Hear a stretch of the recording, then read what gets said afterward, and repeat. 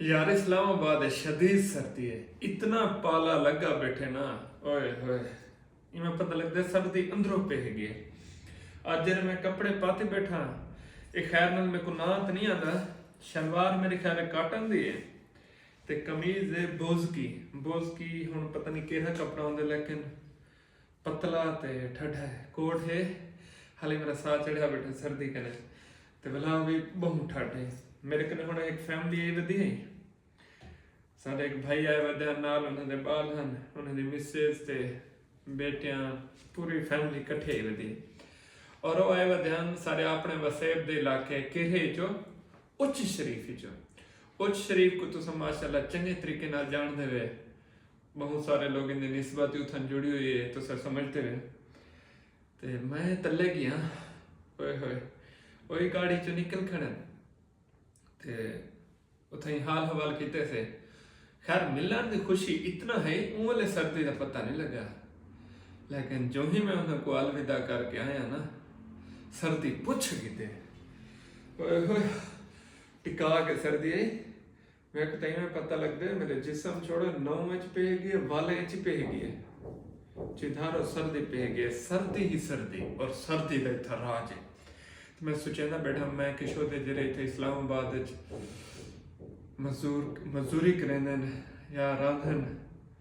बस अल्लाह पाक सारे दे भरम रखे ते सारे को वसीले देवे, बड़ी औखी है। मैं उन्हें वसेब विच रह गया, बहावलपुर रह गया, देरे रह गया, शाजमाली गया। सर्दी है इतना करना है, मतलब सिज ना निकलता पिया, हल्की जी धुंध शुंध, ते सर्दी ना लगती। इतना डी में निकता खड़ा होंगे, कड़ाकेदार चिटके की धूप होंगी है, इवें जै बल्ला बलदा खड़ा हो ना, इवें टिका के चिटका सफेद, ते डी दा कड़ाकेदार धूप होंदी है, ते रात दा बिल्कुल हुण मैं तो बाहर दिखा हुआ बिल्कुल क्लीन मौसम है, शफाफ। लेकिन ठंड इतना इतना इतना है, हुण टैंपरेचर हो सी कोई 5-6 चलता पिया सी, 5-6 हुण 0 सिफर दे उत्ते बर्फ बन गई है, ते 5-6 टैंपरेचर चलता पिया होवे, ते सारा खून ही शुद्ध जमण पे वैसे। खैर सर्दी है, बहु पाला है। आज मैं को पहली दफा ही, मतलब ई सियाले दी पहली सर्दी में को आज लगी, और टिका के लगी है।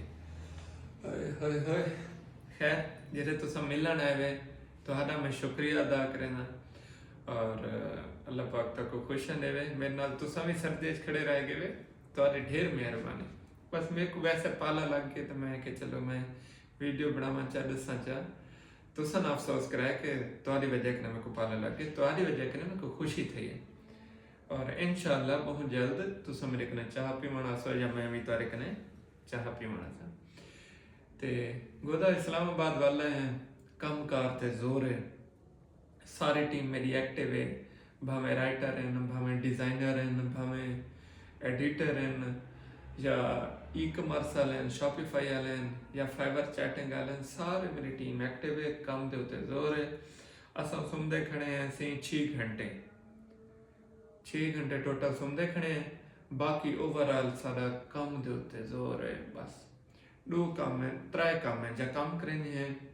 या नमाज़ें पढ़ते हैं, या टुकुर खाने, इन अलावा कोई एक्टिविटी कहनी, कोई काम कहने कितने कैंसिल मैंने। बहरहाल इस्लामाबाद यार के खूबियां दसे ने, मैं कि दूजा गल दसा चाहे, एक तो यार इतना पाला बहु लगते, दूजा पानी जरा है, तो ऐसा पानी है, इवें समझो एल्फी है। इस्लामाबाद का जरा पानी है एल्फी है, एल्फी क्यों, टूटी खोलो इवें ठंडा पानी हो सी, इवें ठंडा पानी हो सी ना, चिपक वैसी हाथ को वो लोग को लहाओ जैसे लांद है नहीं भी, ठक फक बंदा तोलिया ना लहावे, कपड़े ना लहावे, रगड़े शगड़े, वो लांद है नहीं, वो ठंडा जख कर देंदे हाथ को, बात है पता नहीं किडे वेंदे। पानी एल्फी वाली कार है, इवें बस टूटी खोले में थोड़ा जा हाथ जड़े चिपक खिंदे, पानी पकड़े खिंदे। खैर आज तो मेरा सारा मिलाक सर्दी है, क्योंकि मेरे को बहुत सर्दी लगी है, बहुत पाला है, बहुत पाला है, बहुत पाला है। वाला सारी जी साइड है माशाल्लाह, चिधारो पहाड़ है, आधे सारी बस्ती है,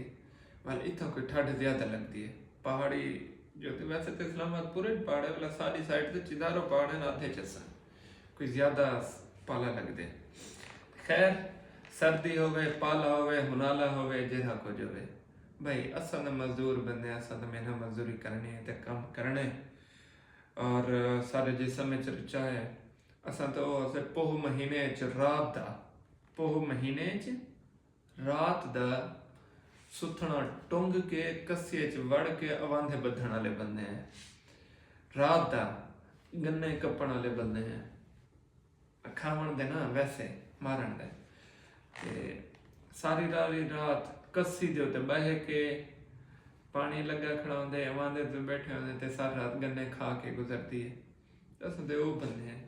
ये पाला सकू क्या आखसी बस थोड़े जा लग वेंदे लेकिन अस बहादुर बंदे हैं सकू टेंशन कहन खैर तुसा हाल दो केड़े इलाके कने वीडियो देते पे तोड़ा केड़ा इलाका है क्या तुसा मेरा वीडियो रोजाना देते वे ते इलाके दा दसो तुम्हारे इलाके सर्दी आई है या कहीं ना इवें सर्दी आई है जिवें मैं कम पे बैठा या हाल ही पता कह नहीं क्योंकि देरे च इतना सर्दी कह नहीं इतना मेरे को पता है शहर की गल करेंदा पिया बगड़ाऊ में इतना सर्दी कह नहीं बहावलपुर इतना करना है बाकी इतना टिका के सर्दी कने मेरे कमर हम कमरा बिड़ा खड़े में तानी खड़ी ठंड लगी बैठी अपना इलाका दसो जा के इलाके कने वीडियो देते पे और सर्दी की क्या सूरत हाल है धुंध की क्या सूरत हाल है और जब मैं गाल की वो तो नहीं कि अवांधा बद्दी बैठे हो कसी तो बैठे हो अवांधा बद्दी बैठे हुए या सारे दर तो बाबा ओ हनन भाल या कोठा हनन लकड़ी धूं दी रट्टी खड़ी रहंदी जेरा जो बंदा आंदा है सर्दी कने ना धूं कने में कुबिया थी आंदा है कुबा थी आंदा है ते आके बस चुलदे नेड़े बह वेंदे उत्ते कोठी पूरी धूं नाल भरी खड़ी होंदी तले सारे बैठे आंदे ना कहीं को दमा थींदा ना कोई बीमार थींदा ना कशा ते बड़ा आसान टिका के बचपन गुजारे से और देहात वाली अपनी जिंदगी प्रॉपर गुजारी से ते खैर अल्लाह ला खैर सलाह मेरे को लाजमी दसे सो कितों कनेडे दे पे तो मौसम की क्या सूरत हाल है ते अजकल करेंदे क्या पे बाकी इंशाल्लाह नेक्स्ट वीडियो च मिलते हैं वसते रहो।